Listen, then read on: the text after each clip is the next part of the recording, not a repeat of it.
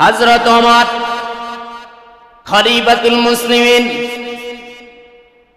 তার চিরাচরিত অভ্যাস ছিল তিনি যখন মদিনার মসনদে বসেছে সব সময় তিনি রাত্রিবেলা ঘুরে ঘুরে মানুষের অবস্থা জানার জন্য, তার জনগণের অবস্থা জানার জন্য তিনি রাত্রিবেলা ঘুরে ঘুরে প্রজাদের অবস্থা দেখার জন্য তিনি ঘুরে ঘুরে বেড়াতেন। একদিনের ঘটনা, হযরত ওমর একদিন বেরিয়ে গেলেন প্রজাতির অবস্থা দেখার জন্য। বের হইয়া তিনি চলতে চলতে একটা মাঠের কিনারায় চলে গেলেন। সেখানে গিয়ে তিনি দেখলেন একজন রাখাল, তিনি বকরি চড়াচ্ছেন। রাখালকে তিনি বললেন, আমি পথিক, আমার ক্ষুধা পেয়েছে, তোমার তো অনেক বকরি দেখা যায়, এই বকরিগুলো থেকে দুধ দোহান করে আমাকে একটু দুগ্ধ পান করানোর ব্যবস্থা করো। রাখাল বলল, আমি রাখালি করি, এই বকরিগুলোর মালিক আমি না, এই বকরিগুলোর মালিক আরেকজন, আমার দায়িত্ব শুধু রাখালি করা, এতটুকুই। আমি দুধ দোহান করা তো দূরের কথা, পান করানো তো দূরের কথা, আমি ওই বকরির ওলানের ভিতরে হাতটা পর্যন্ত আমি লাগাতে রাজি না। হযরত ওমর বিচক্ষণ, হযরত ওমর এবার রাখালকে ভিন্নভাবে ভিন্ন পদ্ধতিতে প্রস্তাব দিলেন। ঠিক আছে, মালিক তো আর দেখবে না, তুমি একটা বকরি আমার কাছে বিক্রি করো, আমি দুধ দোহান করে আমি পান করব, পাশাপাশি তোমার কিছু টাকাও হলো। পরীক্ষায় ফেলে দিলেন। রাখাল বললেন, ইয়া হাযা ফাইনাল্লাহ, ওই আগন্তুক বলো আল্লাহ কোথায়? তুমি যে প্রস্তাব দিয়েছো মালিক দেখবে না, কথা ঠিক আছে, কিন্তু মালিকেরও তো মালিক আছে, কথা ঠিক না? ঠিক, আমাদের মালিককে তো আল্লাহ কোথায়? মালিক দেখবে না, বকরির মালিক দেখবে না, কথা ঠিক, কিন্তু মালিকেরও যিনি মালিক, আপনারও মালিক, আমারও মালিক, এই বকরিগুলোর মালিকেরও মালিক যিনি, যে আল্লাহ, তিনি তো এখানে অনুপস্থিত নন, তিনি তো সর্বদা উপস্থিত আছেন, তিনি তো দেখতেছেন। আমি যদি আপনার কাছে বকরি বিক্রি করে টাকা নিয়ে যাই, হাসরের দিনে আমার আল্লাহর আসামির কাঠগড়ায় দাঁড়াতে হবে। এই কথা বলে যখন রাখাল এই কথা বলে দিলেন, হযরত ওমর চিন্তা করলেন, সাধারণ একজন রাখালের কলিজার ভিতরে, দিলের ভিতরে রবের কত ভয়, ভয় থাকার কারণে আজকের সে আমার প্রস্তাব নাকচ করে দিয়েছে। একজন সাধারণ রাখালের ভিতরে যদি এমন আল্লাহর ভয় থাকে, বলেন এই বান্দাগুলোর দ্বারা কি গুনার কাজ হতে পারে? দুর্নীতি ততদিনে বন্ধ হবে না যতদিন পর্যন্ত মানুষের দিলের ভিতরে আল্লাহ তাআলার ভয় না আসে। আল্লাহর ভয় আসলেই তখন মানুষ গুনাহের কাজ থেকে বাঁচতে পারবে, কথা ঠিক না? ঠিক। হযরত ওমর চলে আসলেন। এটা তো সাহাবায়ে কেরামের জীবনের পরহেজগারিতার ঘটনা। আমাদের লাইনের একজন আলেম আশরাফ আলী থানভী রাহমাতুল্লাহি আলাইহি, দেওবন্দের আলেম, অনেক মস্ত বড় বুজুর্গ ছিলেন। একদিন তিনি তার বাসভবন থেকে মিরাট যাবেন, মিরাট ট্রেনে যাত্রা করবেন, সাথে মাল সামানও কিছু নিলেন। মালপত্রের সাথে আখের একটা আটিও ছিল, একটা বোঝা, যে গেন্ডারি আছে, গেন্ডারির আপনার একটা বোঝার সাথে ছিল, এটাও তিনি নিলেন। তো বুজুর্গ মানুষ, সাথে খাদেম খুদ্দামও ছিল। ট্রেনের তিনি টিকিট কাটলেন, এবারে ট্রেনে উঠবে, মালপত্র স্কেলে মাপ দিলেন। এই দলের ভিতরে টিকিট চেকারও ছিল, যিনি ট্রেনের টিকিট চেক করে, ইনিও ছিল। তো আখের বোঝাটা আপনার ওই স্কেলে উঠায় নাই, ছোট একটা বোঝা, এটা কি দরকার, থাক, এটা মাপ দেওয়ার দরকার নাই। তো আশরাফ আলী থানভী রাহমাতুল্লাহি আলাইহি তিনি সাথে সাথে বাধা দিলেন, বলেন না, এটাও মাপ দেন। টিকিট চেকার বললেন, না হুজুর, কোনো সমস্যা নাই।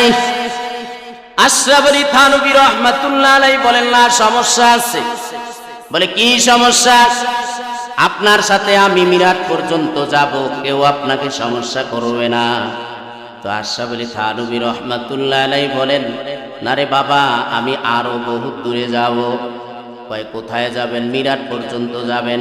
বলে মিরাট থেকে দিল্লি পর্যন্ত লাস্ট আপনার ট্রেন থামার সর্বশেষ ঘাঁটি, ও পর্যন্ত তো যাবেন। তো আমি মিরাট পর্যন্ত আর একজন টিকিট চেকার যে উঠবে তাকে আমি বলে দিব, যাতে আপনার এই আটি বোঝাটা যাতে মাফ না দেয়।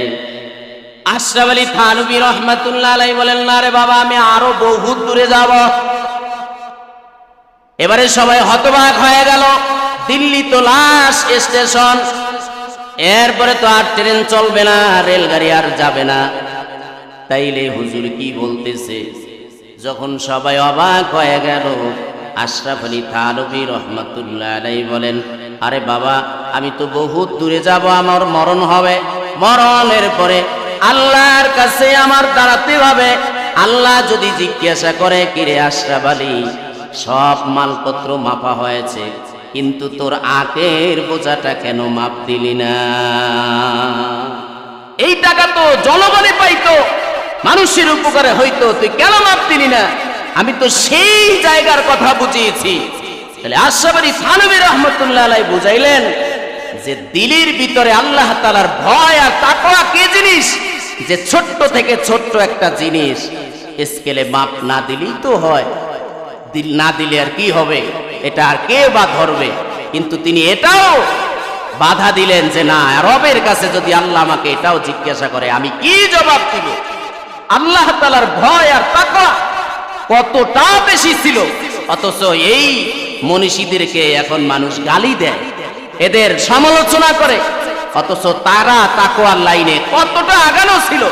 ছোট্ট একটা জিনিসও তারা তাকওয়ার লাইনে কতটা গুরুত্ব দিয়েছেন যে না, আল্লাহর কাছে তো এটা আমার হয়তো জবাবদিহিতা করতে হবে, না আমি এটা ফিরি ফিরি নিয়ে যেতে চাই না, আমি মাপ দিয়ে তারপরে টাকা পরিশোধ করে তারপরে নিয়ে যেতে চাই। সম্মানিত হাজিরিন, তাকওয়া যদি অবলম্বন করেন, ডাইরেক্টলি আল্লাহ তাআলার পক্ষ থেকে 4টা নগদ পুরস্কার আল্লাহ দিবেন। কয়টা? 4টা পুরস্কার আল্লাহ দিবেন। আল্লাহ সেই পুরস্কারের কথা সূরাতুত তালাকের মধ্যে নিয়ে এসেছেন। আল্লাহ বলেন, ওমাইয়াত্তাকিল্লাহা ইউকাফির আনহু সাইয়্যাতিহি ওয়া ইউযিম লাহু আজরা।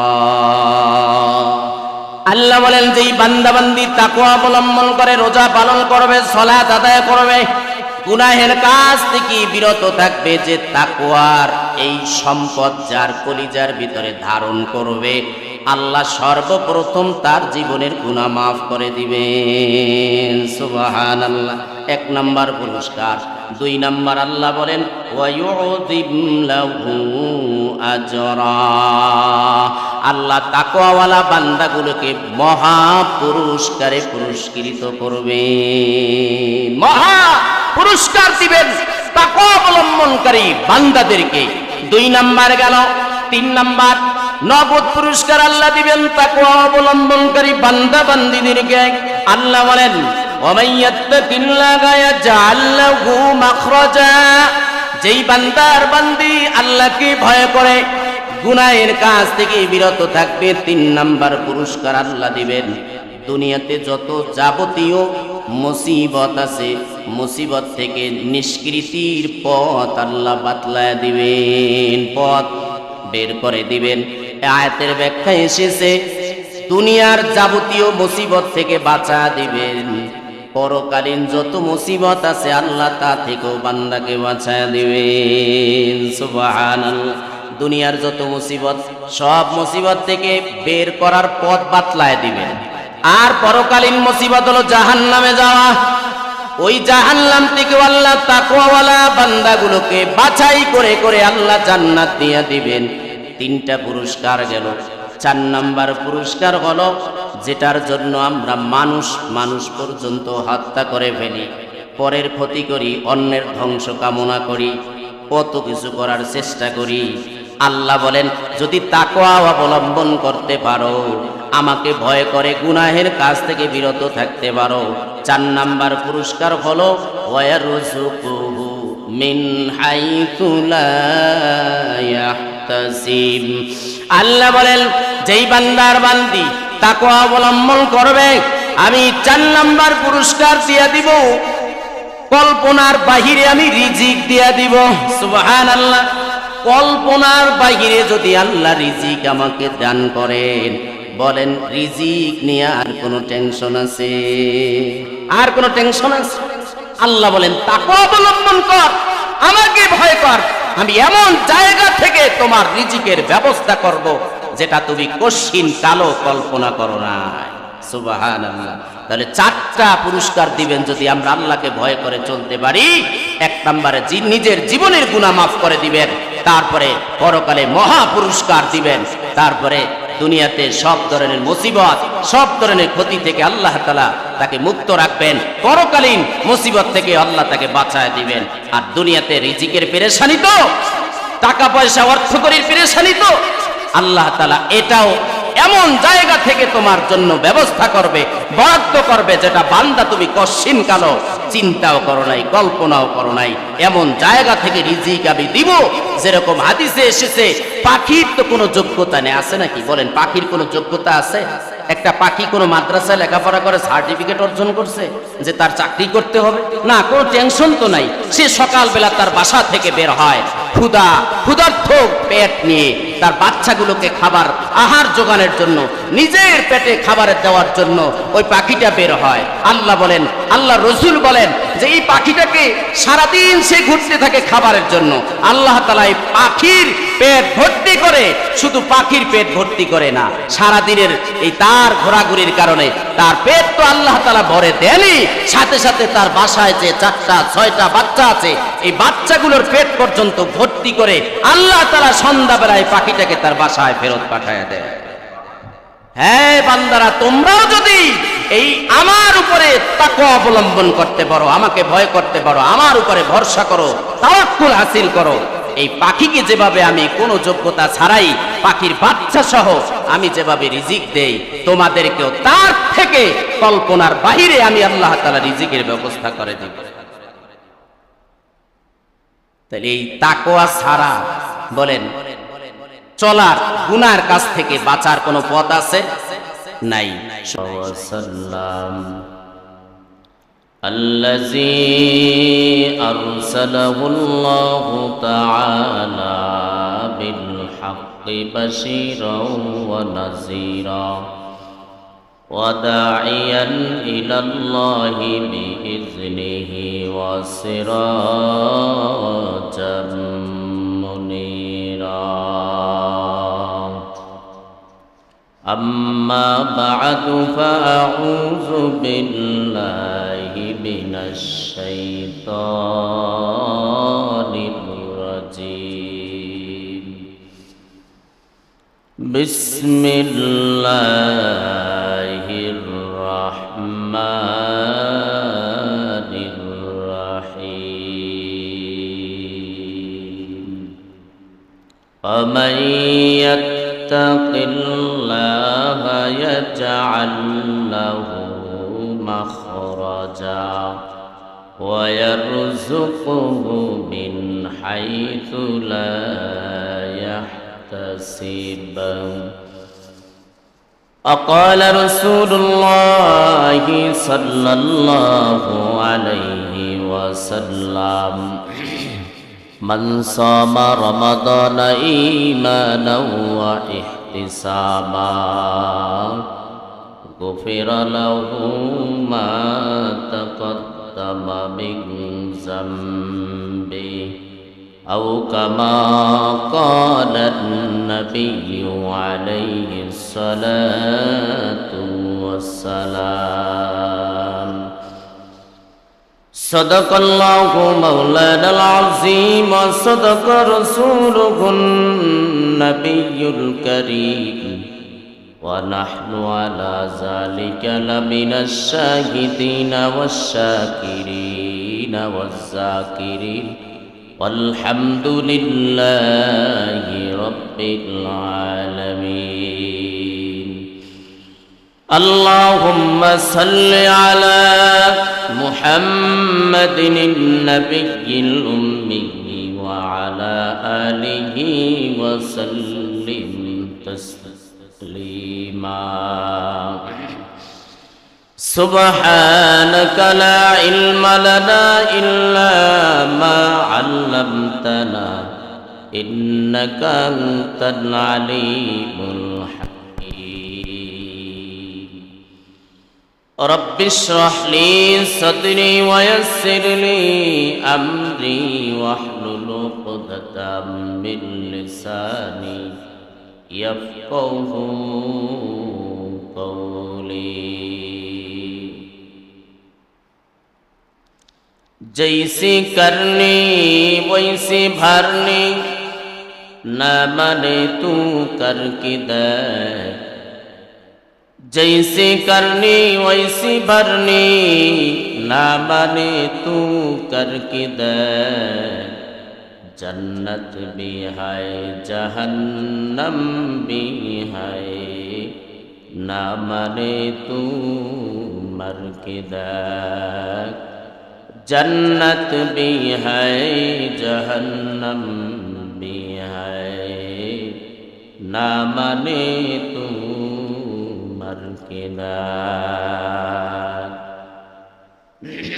মহান স্রষ্টার কাছে অন্তরের অন্তরস্থল থেকে কালিমাতুল শুকর আদায় করি যে আল্লাহ রাব্বুল আলামিন মাহে রমজানে মোহব্বত করে ভালোবেসে সালাতুল জুমা আদায় করার জন্য আমাদেরকে তার ঘরে আসা এবং বসার তৌফিক দান করেছেন।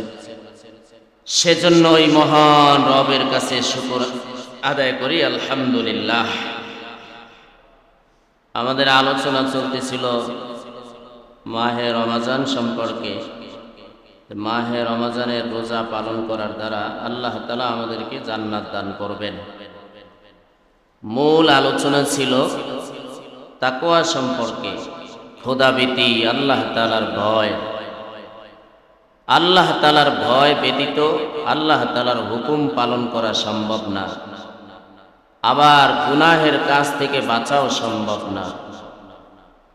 যার দিলের ভিতরে আল্লাহ তাআলার ভয় থাকবে, তাকওয়া থাকবে, তার দ্বারা সম্ভব নেকের কাজ করা এবং তার দ্বারাই সম্ভব গুনাহের কাজ বর্জন করা।